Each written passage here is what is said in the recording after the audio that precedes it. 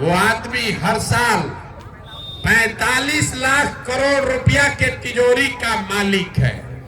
कितना? 45 लाख करोड़ रुपया के तिजोरी का मालिक है।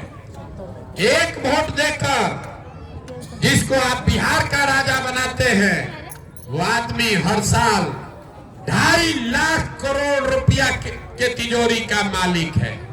और उतना बड़ा तिजोरी का चाबी आप मोदी जी को 4 किलो अनाजे पर दे दिए, लालू नीतीश को जात के नाम पर मुफ्ते में दे दिए।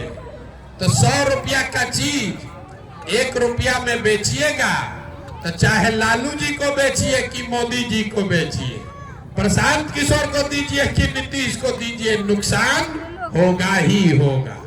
इसीलिए ये दुर्दशा।